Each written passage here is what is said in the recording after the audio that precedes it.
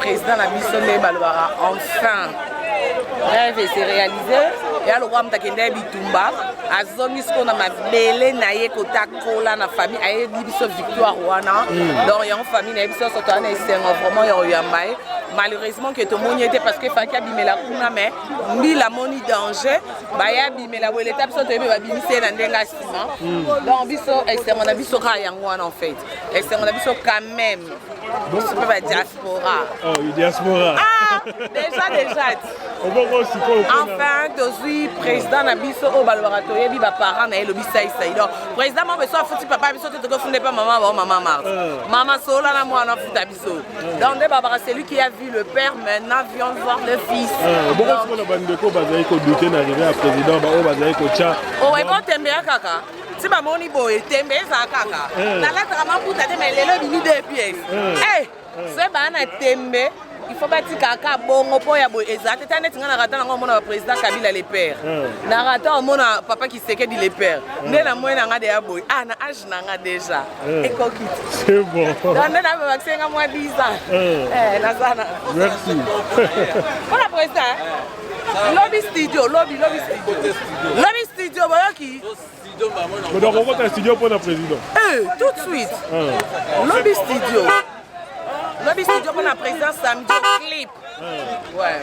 C'est bon, merci. Merci. Le président va promettre la mission réalisable. Donc, il faut que tu aies un les ambali, les diaspora congolais, en tout cas dans le président de la République, c'est un parce que l'ouverture envers diaspora pour permettre à Bissopé, nous allons un espace de parole pour nous permettre à Yépé à Tomondo, à et Sengeli, la Nengue, pour ça va promesse. Donc, tout ça, c'est la macasse. 3 jours, 4 jours, on est la Bissopé, on s'est la mingi, ayo ka Bissopé, après sa Bissopé Tawana, comme ça Bissopé Topé, il vient à la projet, Bissopé Zala, le souci de Bissopé Zala, Bobby Namboka, la Bissopé Zongi,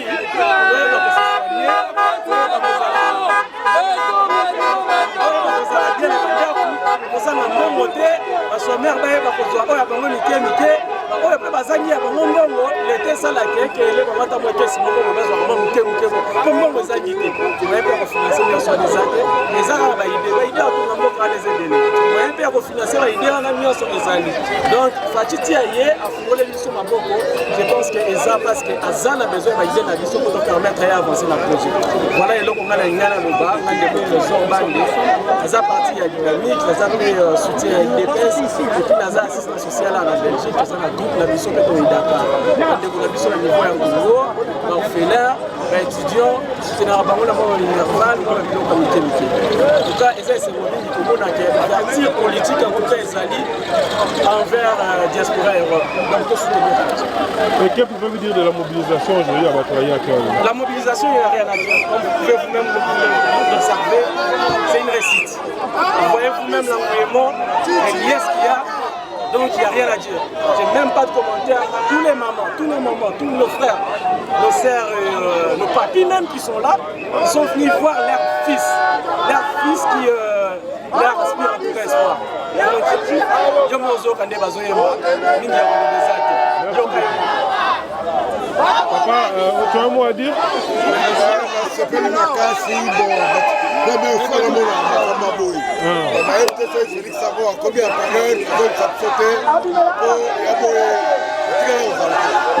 Merci beaucoup. Donc, la délégation comme vous Kende, parce que le président a mis sur la Sima et la population est comment on a été. Côté mobilisation, réussite totale. Tu as été à l'aéroport pour la président de la République.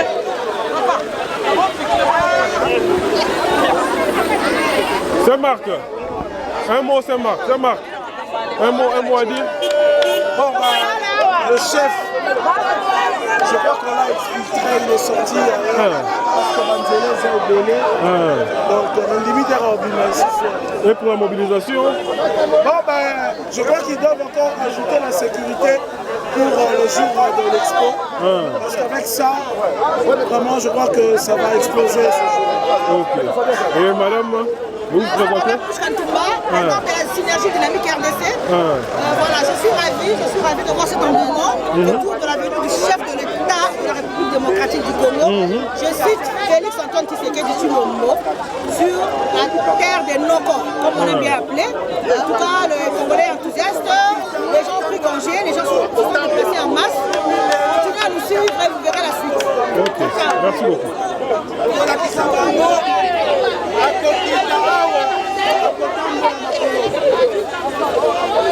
Le président accueille déjà. Ah, moi, on t'y tâche là, moi, on dit.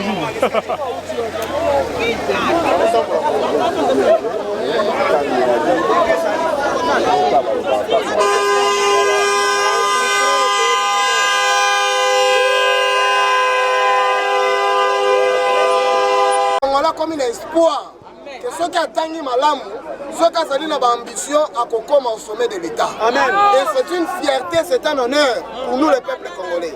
Il y a un autre bengi binonio sabandeko. Oya mukolo le 18. La salle ya Ezel.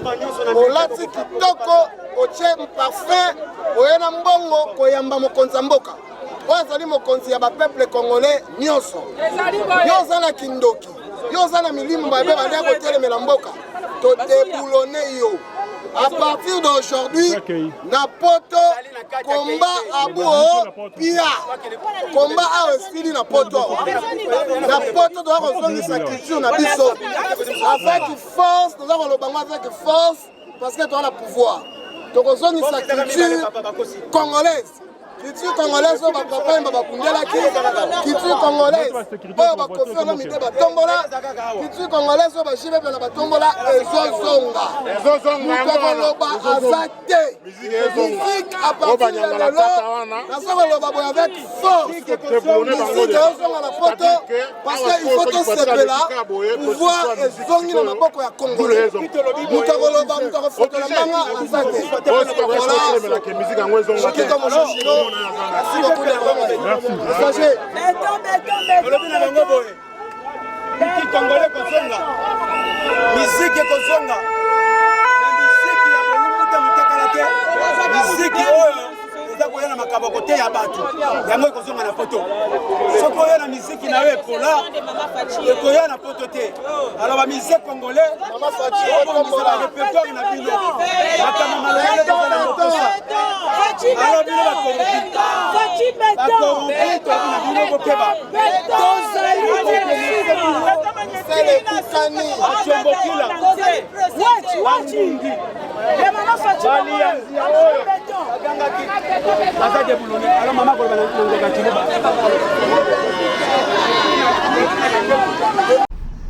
Bonjour, bonsoir Banduka, voici le Congo. Awa tozana ndeko Mario. Bon monaki aleka ki na chaîne ba français.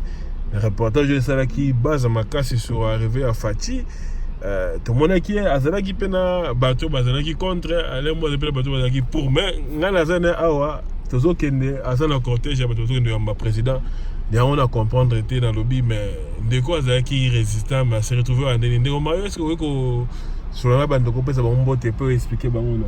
Oui ndeko mbote la bino boso na loba na dingala eloko boso na loba ngana combattant ami o babenga l'aile dur auto zaki tante obunda bitumbango lelo rôle na ngai ezani nango o ngai na mega ko sala ezande ko mega ko tchakimia entre bandeko po to biso no surtout bandeko ezate question que non to banda ko betana entre biso to banda ko bunda entre biso pas bitumbango ezala tabatango bazolo bangata na kende ko kutana bokechu ande ko na ngai ande ona biso to bunda na kende ko faire raisonner que la violence appelle que la violence, la haine engendre que la haine.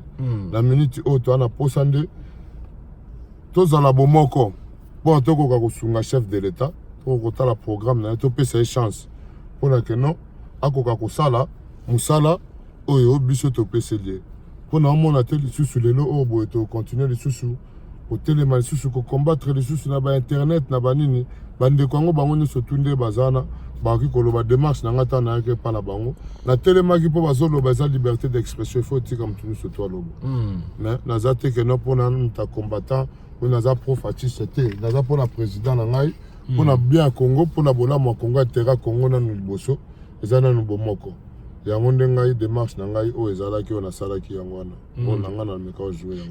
pour la jeunesse, comprendre peut-être l'Ingalate, est-ce que vous pouvez, le même message en français, pourquoi vous vous trouvez dans le cortège du président? Mais pourquoi je me retrouve dans le cortège du président? Parce que dès le départ, je crois que dès les premiers jours qu'ils ont annoncé la victoire du président Fathi, j'étais parmi les premiers jeunes à lui féliciter. Et à dire aussi que voilà, justement on est là, mais on est en train de lui féliciter. C'est pas que tout ce qu'il dira, on va dire amen à tout. Vous comprenez? Donc ce que j'étais là, mon rôle à moi, c'était essayer un peu de sensibiliser les jeunes, et la communauté congolaise. Car moi j'ai des contacts avec tous les combattants, avec tous les Congolais, c'est aussi des Congolais. Le président Fathi, c'est le président de tout le monde. Ce n'est pas que le président des Balouba ou le président de l'UDPS. Quand on l'a voté, quand lui-même il a dit, c'est le président de tous les Congolais. Donc aujourd'hui, je crois que non, il a besoin de tous les Congolais. Et nous tous, nous Congolais, nous avons besoin d'une unité. Nous devons faire un en commun pour pouvoir combattre ce monsieur-là. Et pour que nous puissions démontrer que voilà, aujourd'hui, ensemble, nous serons plus forts que si on était individuellement. Donc ma démarche a été plutôt un peu celle-là. C'était de pouvoir, ma démarche c'était plutôt de pouvoir sensibiliser la diaspora et essayer de mettre un peu le calme, essayer d'apaiser un peu des deux côtés. Et quand j'ai été, donc, que ce soit les combattants Boketu ou Zoro Bilel, je leur ai dit, ma démarche à moi était d'essayer de les voir et essayer de parler parce qu'il y a plein de vidéos qui sont en train de circuler, des vidéos de haine, d'appel à la haine, d'appel à la violence. Mais tout ça, ça ne sert à rien. Ça ne servira ni au président, ni à notre cause qu'on est en train de défendre. Donc à un certain moment, il faut que nous puissions réfléchir et que nous changeons nos mentalités et que nous puissions voir que nous mettons d'abord l'intérêt du pays avant tout. Voilà. Mais après d'avoir parlé à ces frères-là, quel est le problème de ces frères-là? Boketu, Zoro Bilel, quel est le problème? Parce que le président Félix, comme vous avez dit avant, c'est un Congolais, il est au pouvoir et vous demandez vous-même aux Congolais de le soutenir. Mais quel est le problème de ces frères-là? Qu'est-ce qu'ils vous ont dit? Le problème de ces frères-là, c'est qu'ils m'ont dit, ces frères-là, le message qu'ils m'ont dit, et le message qu'ils veulent faire passer, il est simple. Et le message qu'ils veulent faire passer au président, c'est leur dire, mais moi j'ai parlé avec ceux que j'ai discuté avec eux, ils m'ont dit, nous sommes là pour lui dire aussi que voilà, il est là, mais qu'il n'oublie pas, justice doit être rendue, justice pour Armand Tungoulou, ainsi de suite. Et moi j'ai expliqué aux frères, j'ai essayé de parler un peu avec eux, pour leur expliquer que tout ce qu'ils sont en train de demander là, je crois que le président lui-même, il est plus au courant que eux. Il est encore mieux placé à la place où il est, de pouvoir faire que non, la justice circule, que la vérité soit faite sur tout ce qui s'est passé, mais d'essayer juste de lui donner du temps. Donnons le temps au temps. Donnons-lui une chance de pouvoir faire. Parce que nous voyons, depuis qu'il est là au pouvoir aujourd'hui, il est en train de faire, nous avons vu, il y a beaucoup de changements qui se sont faits. Il y a beaucoup d'avancements. Malgré que soi-disant, il a les pieds et poings liés, mais il est en train de le faire. Et c'est aussi une légitimité de laisser aux frères, par exemple, je leur ai dit, c'est votre droit. C'est votre droit de marcher ou de dire tout ce que vous voulez, mais pas en insultant, pas dans la haine, pas en faisant des appels de haine, parce qu'aujourd'hui, nous puissions s'affronter entre nous encore une fois, comme ça s'était passé, où il a failli avoir des morts. Mais aujourd'hui, voilà, cet appel à la haine-là, quand on est en train de faire cette haine-là, appel à la haine-là, de l'autre côté ou de l'autre côté ici, quand il faut aller à l'action, c'est pas tout le monde qui est là. C'est pas tout le monde qui est là. Donc voilà, à un certain moment, nous devons prendre nos responsabilités et nous prendre en charge nous-mêmes, quoi. Ok, merci beaucoup.